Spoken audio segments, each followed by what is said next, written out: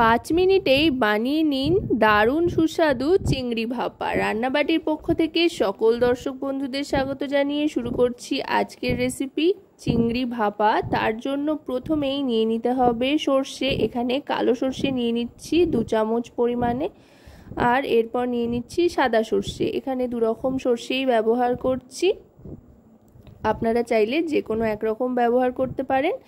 2টো সর্ষে দানাই সম পরিমাণে নিয়ে নিলাম। এবার দিয়ে দিচ্ছি এতে তিল।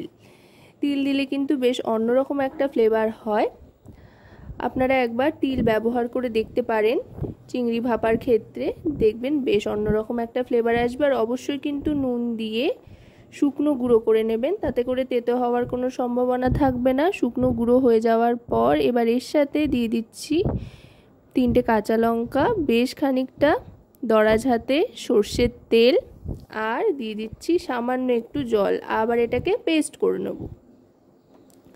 সর্ষে বাটা কিন্তু তৈরি হয়ে গিয়েছে।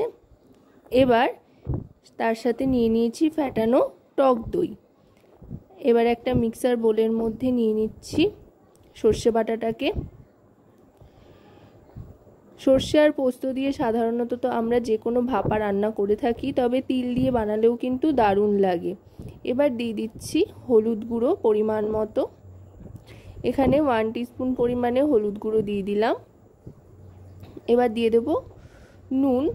নুনটা কিন্তু বুঝে একটু ব্যবহার করতে হবে স্বাদ অনুযায়ী, যেহেতু সর্ষে বাটা তৈরির ক্ষেত্রেও নুন দিয়েছিলাম, তাই এখানে নুনটা বুঝে দিতে হবে। এবার দিয়ে দিচ্ছি বেশ খানিকটা সর্ষের তেল।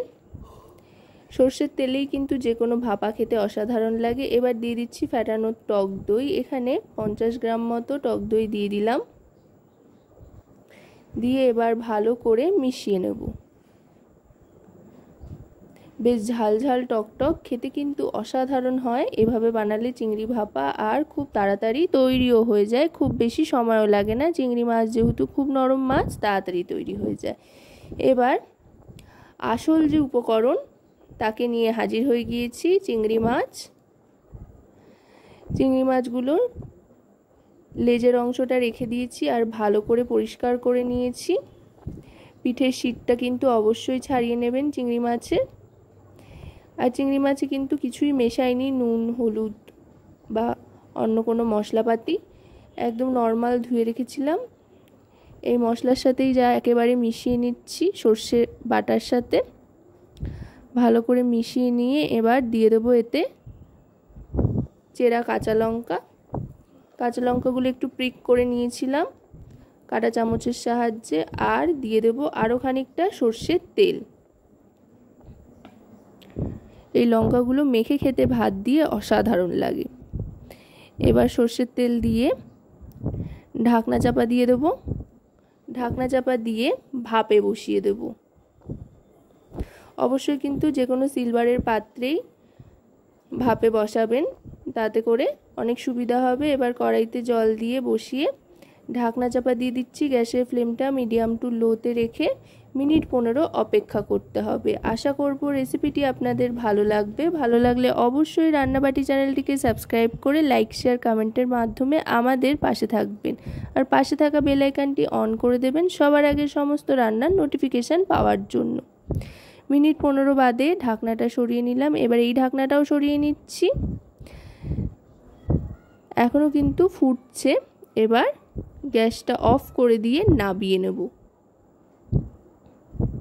দেখুন দেখতে কতটা অসাধারণ হয়েছে, খেতেও কিন্তু অসাধারণ দুর্দান্ত হয়েছে, আঙুল চেটে খাওয়ার মতো। একদম কম সময়ে চটপট তৈরি হয়ে গেল চিংড়ি ভাপা। তো রেসিপিটা কেমন লাগলো সেটা কিন্তু অবশ্যই বাড়িতে ট্রাই করে আমাকে জানাতে ভুলবেন না। আজকের মতো তবে এ পর্যন্তই। আবার খুব শিগগিরই চলে আসব নতুন কোনো ভিডিওর সাথে। ততক্ষণ পর্যন্ত সকলে খুব ভালো থাকুন, সুস্থ থাকুন, আর রান্নাবাটির পাশে থেকে আমাদেরকে উৎসাহিত করতে থাকুন।